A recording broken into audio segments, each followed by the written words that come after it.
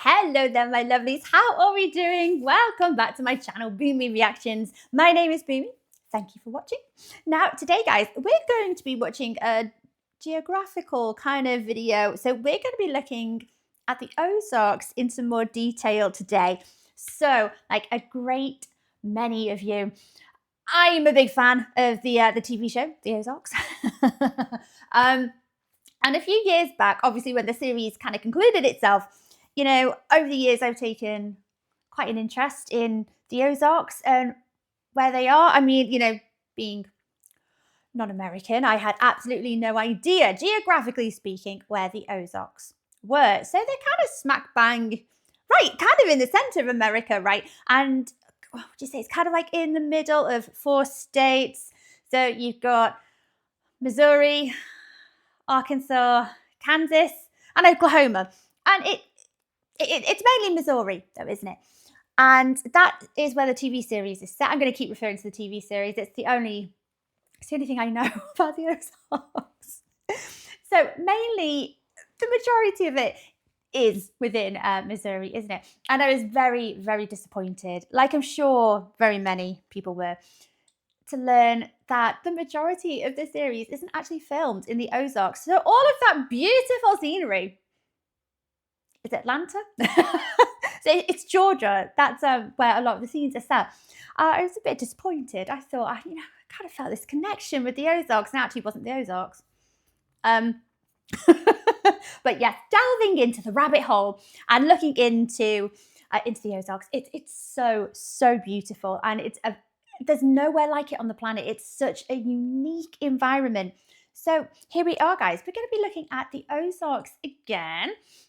So this is 35 facts about the Ozarks that sound fake, but they're actually 100% real. So very, very interesting. Now, this video has been requested by one of my wonderful patrons. This is from Missy. Thank you, my lovely. So let's get straight into the video, and I'm sure I will learn an awful lot of facts that I didn't know. I don't know an awful lot about the Ozarks already, but like I say, you know, it's a fun rabbit hole to jump into. It looks absolutely stunning, and it's such an interesting place. And as ever, guys, if you're enjoying these reactions, don't forget to like and subscribe. Thank you so much, my lovelies. If you're interested, I have a Buy Me a Coffee account. That link is over here. And if you would like to help support my channel any further, I have a Patreon account. And if you fancy checking that out, that link is in the description below. Right. Let's see about the Ozarks. Most people think they know the Ozarks. A few lakes, some hills, cheap land and friendly people. But the real Ozarks, with its geology and history and economy and shadows, is almost nothing like that image. Some of what is true about this region sounds invented. Here are 35 facts about the Ozarks that are real, documented, and almost impossible to believe. Oh, interesting. The Ozarks are not mountains, not geologically, not technically, plateau. not by any serious scientific definition. They are an eroded plateau, a vast tableland that water and time have carved into something that resembles highlands. The flat ridge tops, the deep hollows, the rivers cutting through valley floors, all of it is plateau behavior. It's a very strange kind of layout, isn't it? So I think at first glance, you do look at it and think it's mountainous, but it's not. Like the narrator said, it's all very kind of flattened off at the top. It's so unique, isn't it? The Ozarks look like mountains. They are not. But they're not. The Ozarks are older than almost everything you have ever stood on. Oh, the bedrock beneath the region is some of the most ancient exposed rock in the interior of North America. Which, would that mean that it's kind of a bit of a gold mine for fossils? It is Precambrian granite and dolomite, formed over 1 billion years ago. The Appalachians are geological teenagers by comparison. The Ozarks have been slowly stripped down by weather and water since before complex life existed on this planet. Look at that. Such a strange kind of rock formation, isn't it? I know I'm nerding out. I'm not going to claim to be educated in geology or paleontology, but I think it's absolutely stunning, and it's amazing. Lake of the Ozarks does not exist in nature. The entire lake was created in 1931 when Bagnell Dam was built across the Osage River, making it completely man-made. Before the water rose, the land beneath it was farmland, forest, and occupied towns. Not all of those communities were fully cleared before the flooding began. The lake is beautiful. It is also, in a real sense, built on top of something that was deliberately erased. Oh, this sounds a bit ominous. So this is documented. This is 100% real. We're not talking conspiracy theories now. This is proven. Okay. Lake of the Ozarks has more miles of shoreline than the entire coast of California. The lake's cove-heavy shape gives it roughly 1,150 miles of shoreline. California's Pacific coastline runs about 840 miles. This is not regional boasting. It is a consequence of flooding a deeply folded river valley, where every fold became a cove. The number sounds wrong, but it is not. The Ozarks sit above one of the most significant freshwater systems in the American interior. The Ozark Aquifer filters clean, cold water through thousands of feet of limestone and dolomite, feeding springs, rivers, and wells across the region. In an era when fresh water is increasingly treated as a strategic resource, the Ozarks sit on a resource that may eventually be worth more than anything else beneath them. Branson, Missouri has more theater seats than Broadway. The small Ozark city, population under 15,000, hosts a concentration of live entertainment venues that outpaces New York's entire theater district in raw seating capacity. This happened because a specific audience, older, middle American, conservative Christian, was ignored by mainstream entertainment, and Branson built an entire economy around being the place that showed up for them. The English dialect spoken in deep Ozarks communities is considered one of the closest surviving relatives of Elizabethan English. No way! Oh, that's wicked. Okay, so the closest we're ever going to hear again of the old Elizabethan English is actually still spoken in the Ozarks. Is that right? Or is it a dialect or like a hint of an accent? That it's, I suppose, is that because of, you know, the time of the first settlers that came over from Europe, you know, with Elizabethan era? No. Maybe they went from Virginia, Carolina, and then more inward. Is that? Linguists have documented speech patterns and vocabulary in isolated hollows that trace directly to the English spoken in the 1600s. So their use of the English language is closer to the original Elizabethan Shakespearean English than British English. It's crazy. Words Shakespeare used are still in active circulation in parts of the Ozarks today. Ooh. The region's isolation preserved a language that otherwise disappeared centuries ago. The word Ozark almost certainly comes from French, not from any Native American language. French traders used the phrase Ox-Ark, meaning toward the Arkansas. Oh, I thought it was it's not, it's an Ox-Ark. And then it just got kind of changed into Ozark. Ox-Ark. As a shorthand for the region. Over generations, the pronunciation shifted and the spelling followed. The Ozarks are named after a direction. It was a French directional that American settlers heard, misunderstood, and wrote down phonetically until it became the name of a landscape. The Ozarks have more freshwater springs per square mile than almost any comparable region in North America. The limestone bedrock is shot through with fractures and conduits, which funnel groundwater to the surface constantly. Thousands of named springs exist across the region. Dozens discharge enough water every day to supply a small city. The Ozarks produce clean, cold water the way oil fields produce crude. Oh, I see. Did you see the colour? All the colours of the water there. Is that's to do with the rocks, the limestone, maybe? It looks absolutely stunning. Most people drive through it without knowing. Oh. Big Spring in Carter County, Missouri is one of the largest single-outlet springs in the United States. On an average day, it discharges around 276 million gallons. In flood conditions, that number has exceeded 800 million gallons in a single day. That's a lot of For water. context, New York City uses roughly 1 billion gallons daily for its entire population. Big Spring sits in the Missouri Ozarks, doing something extraordinary, mostly in silence. The Ozarks have more species of freshwater fish than virtually any landlocked region of comparable size in the world. The cold, spring-fed streams support extraordinary biodiversity, including several species found nowhere else on Earth. Oh, go back. I want to see them little fellas. Biodiversity, including Oh, look how little they are. several species found nowhere else What on are Earth. they? Conservation biologists have ranked the region among the most important freshwater ecosystems in North America. Most people know it as a good place to go bass fishing. That's roughly equivalent to knowing Paris as a nice place to get a croissant. Float fishing, drifting downriver in a small boat, was essentially invented in the Ozarks.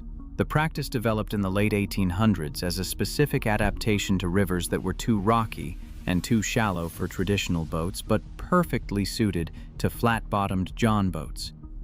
The technique spread outward from the Ozarks across American fishing culture. A method born from terrain-specific necessity in the Missouri hills is now a standard recreational practice nationwide. The Buffalo National River in Arkansas was America's first nationally protected river. Congress designated it in 1972 before any template for such a designation existed. The Buffalo runs entirely free, no dams, no diversions, for 135 miles through the Arkansas Ozarks. Oh, wow. Getting that designation required defeating a proposed dam that would have flooded one of the most beautiful river valleys in the country. Most Americans have never heard of it.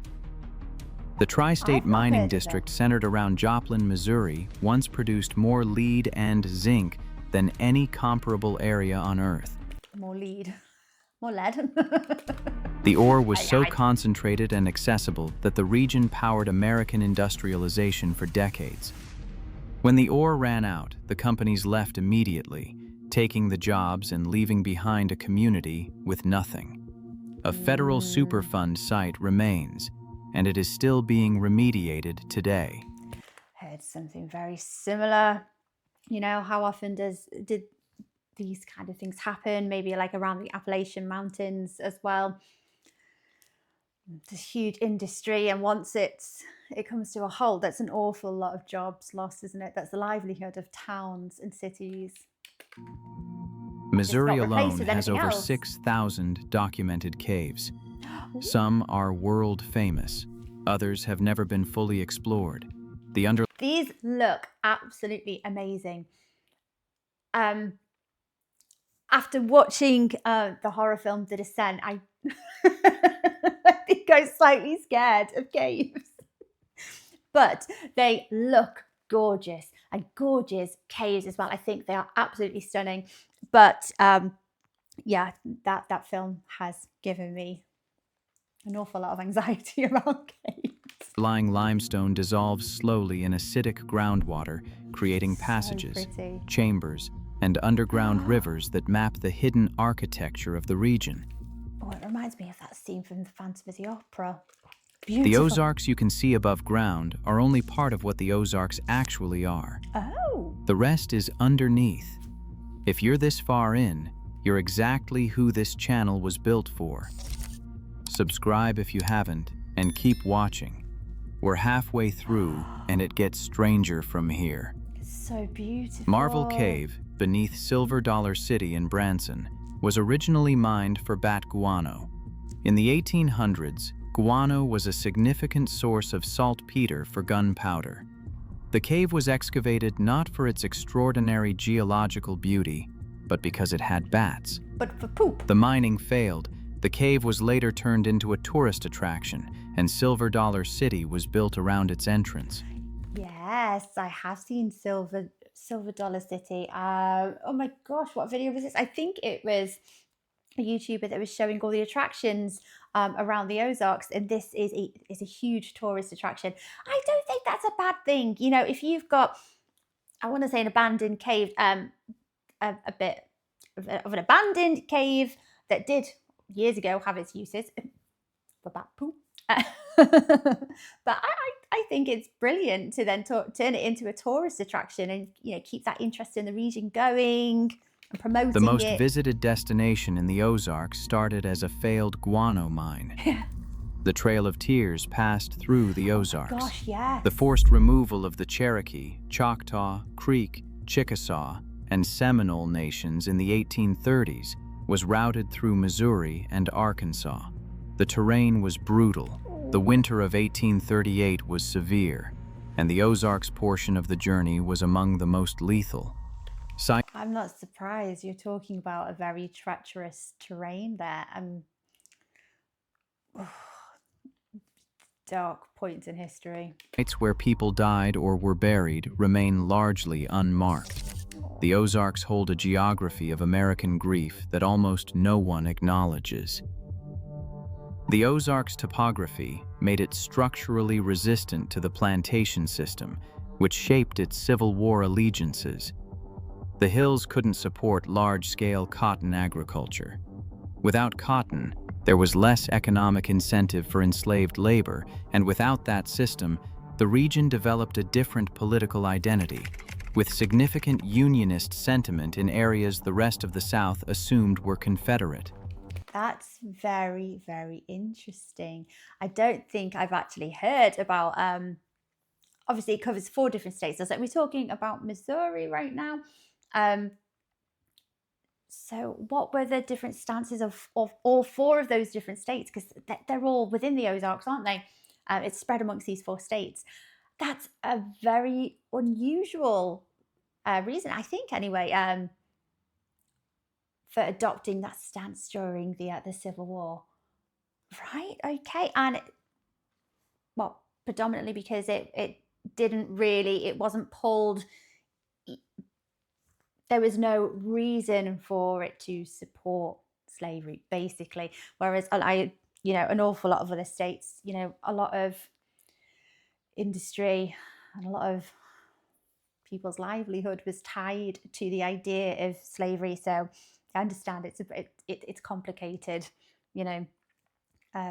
again, more awful, dark periods of history. The terrain didn't just look different. It created different politics.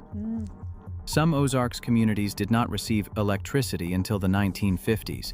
The Rural Electrification Act was supposed to bring power to rural America after 1936, but scattered population and difficult terrain meant some hollows were simply skipped. People who were already alive when the Wright brothers flew were raising children in the Ozarks by lamplight into the middle of the 20th century. The isolation was not romantic. It was structural, and it built a culture of self-reliance that still runs through the region. During Prohibition, the Ozarks was one of the most prolific moonshine-producing regions in the United States.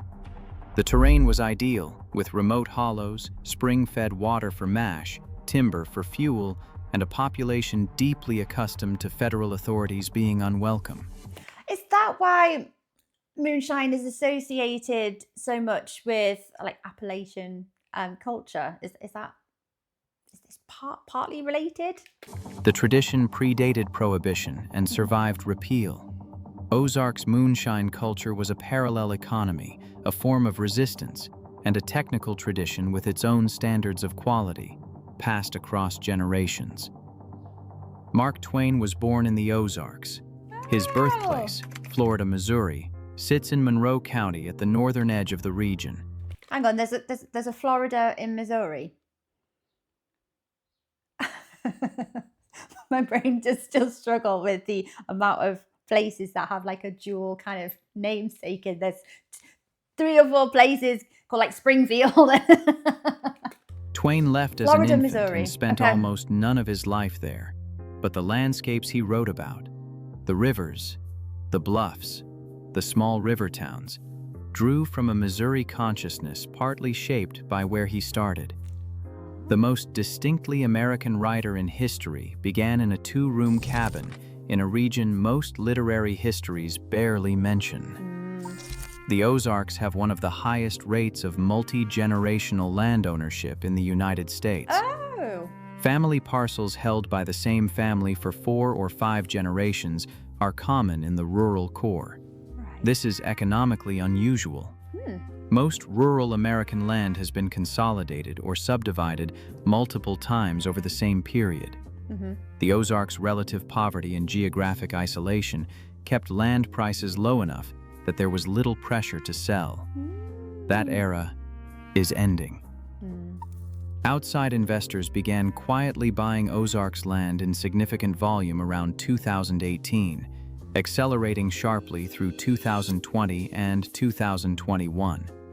But if it's in a geographically difficult location, what's the appeal to a lot of, I don't know what businesses, but what is the appeal to a lot of business owners or landowners, whatever, to purchase the land from these multi-generational owners? That is unheard of in this day and age, isn't it? Wow.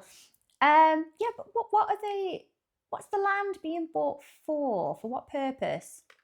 They are limited liability companies, land investment companies, and entities tied to larger institutional funds, buying timber, recreational ground, waterfront, and agricultural parcels.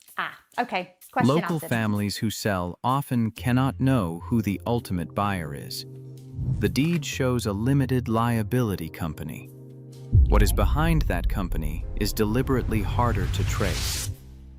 For what purpose? Land prices in certain Ozarks counties increased by 40% or more between 2020 and 2024. Because of the demand, all of a 4 sudden, for the land. years.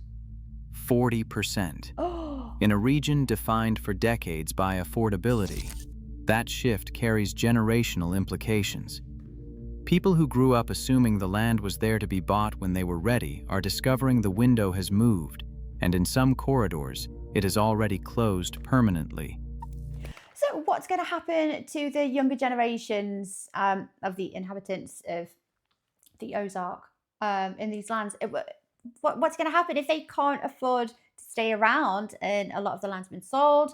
Aren't they just going to end up moving out of the state? Where are these younger generations moving to? I remember seeing and hearing, obviously, about the younger generations of Appalachian. I know they're not the same. I just, similarities, are there. The younger generations of the Appalachian countries, there's a lot of problems going on there, and a lot of them are moving away. But the younger generations that are staying, there's a problem with drugs, with employment rates, and so isn't this contributing to a big problem, a similar problem? The Ozark National Forest in Arkansas covers over 1.2 million acres, a vast area larger than the state of Rhode Island. Yeah. It is one of the largest national forests east of the Rockies and contains some of the most rugged, least visited wilderness in the central United States. Least visited? Elk were reintroduced here in 1981 after being absent for over a century. Large sections have no cell service, no trails, and no infrastructure. Oh, maybe not the safest place to go and vanish for a few days. Get away, go and hike. But if you've got absolutely no cell phone signal, no reception, no service, elk being reintroduced in 1981, were they hunted? Is there a reason why they're no longer in the region if they were years prior to that? Or was it because of the flooding, the creation of the lakes? It is genuinely wild in ways that most Americans have never experienced. Wow. The Ozarks contain more species of salamander than any other region in North America. That remarkable diversity comes from the same cold, oxygen-rich springs that support exceptional fish life. Those springs have made the Oh, Ozarks he's a a funny-looking refuge for fella. many amphibians, including the hellbender, North America's largest salamander, which can grow to Hellbender. nearly 3 feet long. Why is he called the Hellbender? There's got to be a reason behind that name. Hellbenders require pristine water to survive. Okay. Their continued presence in Ozark streams is, among other things, a water quality indicator.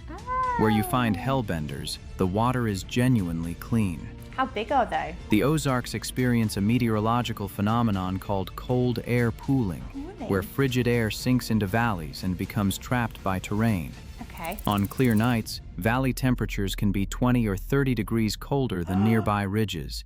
Oh, This my creates gosh. microclimates so distinct that crops that grow on a ridgetop will fail in the hollow below it. Oh, The terrain no. does not just look different, it creates its own weather. Could this have been a contributor to the Ozarks not having favourable land for, I think they said cotton in their example earlier, didn't they? Is, is that why cotton couldn't be grown here? And, the implications obviously were its political views during the slave trade. But is that maybe one of the reasons why it wasn't considered favourable for agriculture? I mean, is that right? Or is it literally just like cotton, like the narrator said? Independent of everything around it. The Ozarks have a significant German immigrant heritage that is almost entirely invisible in the region's public identity. In the mid-1800s, German immigrants settled throughout Missouri and into the Ozarks, Okay. bringing winemaking, specific agricultural practices, and a cultural identity that quietly shaped towns, churches, and family names still present today. I The didn't know Ozarks that. are publicly imagined as Scots-Irish and Anglo-Appalachian. Yeah. The German layer is real, documented, and almost never discussed. The Ozarks waterfalls are essentially absent from national consciousness, despite being genuinely exceptional. The Arkansas why? Ozarks Oh. contain dozens of significant falls tucked into sandstone bluffs and limestone gorges, some dropping 60 or 70 feet. Most have no parking lot, no signage, and no visibility. They require a hike, a willingness to get wet, and an ability to read a map. And maybe just knowing they're there in the first place. That barrier has kept them both pristine and unknown for most of their existence. Oh, they're so beautiful. The Ozarks region has a higher rate of self-employment than almost any other rural area in the United really? States. The tradition runs deep, built from a culture that could not rely on large employers and that learned to construct economic lives from what the land and the local market could support.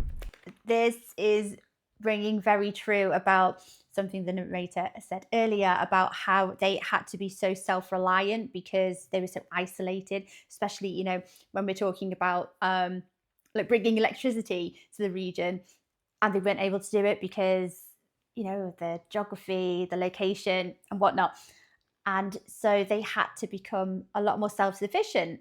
So I'm seeing the connection. That cultural inheritance now intersects with remote work in interesting ways. It's very interesting. A I think region that's that built great. self-employment out of necessity is now attractive to people choosing it by preference. Absolutely. The combined water system of Table Rock Lake, Lake Taneycomo, and Lake of the Ozarks is one of the most engineered inland water systems in the American interior. The Army Corps of Engineers and private utilities built a cascading series of dams, regulating flood control, hydroelectric generation, and water supply across a massive watershed. Lake Taneycomo is kept near 40 degrees year-round by water released from the depths of Table Rock above it, supporting a blue ribbon trout fishery in the middle of Missouri. It's a gorgeous fish. The Ozarks have a concentration of independent craft producers, musicians, woodworkers, potters, distillers, and furniture makers that is unusual for a rural region of its size. It's quite artisan. The really. tradition predates the modern artisan economy movement by generations. Yeah. What changed is the internet.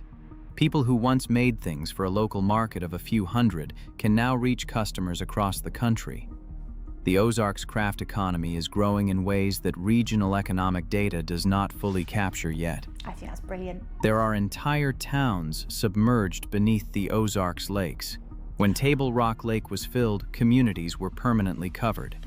Yeah, how does this happen? This sounds like this doesn't sound like a positive thing at all. Like, there were communities that, I'm sure he said earlier, that didn't actually have time to evacuate. How does the government answer for that? What? That sounds crazy. Residents had weeks to relocate. They moved churches, exhumed cemeteries, and watched their homes disappear. Aww. In dry years, when lake levels drop, remnants of foundations and fence lines briefly resurface. The Ozarks lakes that tourists come to swim in are built on top of inhabited land that was deliberately flooded within living memory. The idea of that sends chills down my spine. You know, it's quite, I don't know, it's quite morbid, really, isn't it? You know, the beautiful lakes that we see here today, and the same lakes here that I'm falling over and going, oh my gosh, they're beautiful. What a lovely, lovely sight. They have, you know, they're hiding entire communities underwater, and they're submerged. Oh, it sounds awful. The Ozarks were largely avoided by major Native American civilizations as a permanent settlement zone. Not because the land was inhospitable, but because the terrain made large-scale agriculture difficult, and because the region functioned as a buffer between competing tribal territories. When European settlers arrived, they encountered a landscape with significant natural resources and a population density far lower than surrounding regions. The Ozarks' emptiness was strategic, on multiple sides, across multiple centuries. The Ozarks may be the most consistently misread major American region still operating in the 21st century. Economically underestimated, geologically misidentified, and culturally caricatured, the region has managed to hold real value, real history, and real complexity behind an image most outsiders never bother to look past. That is changing now, whether the Ozarks wants it to or not. The people buying the land have already done their reading. The question is whether the people who live there understand how much the math has already shifted. That's 35 facts about the Ozarks that are documented, verified, and built to stop you mid-scroll. Drop a comment below. Which one hit hardest? Which one are you calling fake until you look it up? That's the whole point. The Ozarks do not need to be exaggerated. The truth is already doing the work. Subscribe if this is the kind of content you are here for. We are not done with this region. Yeah, that voiceover sounds a bit threatening there. We are not done. But some very, very interesting facts. I don't think there wasn't one single fact there. I think I was nodding along with the guano caves. I think I've heard that from another video. But yeah, it's very, very interesting. I don't like the fact that the Ozarks Lake sits on top of, you know, flooded communities and houses and land that were owned and lived on by people. I don't like that. It makes me feel very uneasy about saying how beautiful it is now. It's like a morbid beauty that kind of came at the cost of people's homes and livelihoods. I don't like that. The last fact, I don't think I fully understood that. Is there more to it? People have done their research before they buy their land there, or that one didn't really have an awful lot of context for me. But very, very interesting. It's a gorgeous, gorgeous place, isn't it? And obviously it's got history. But I didn't realize how much history. It sounds like one of the oldest, or the oldest place in like the entire of the American continent. it's older than the Appalachian Mountains by a lot. Like, not even by a little bit, like by a lot. Did he say they're teenagers in comparison? Oh my gosh. So full of history, full of life as well. Is it the Hellbender? How big do they get? Like big. Oh, they look quite cute, really. I don't think I've ever heard of them before. They're salamander. Anyway, guys, I hope you enjoyed watching along with me. And I know I have so many questions every video. There's like a minimum of 20 questions. I do apologize. I have a curious mind. What can I say?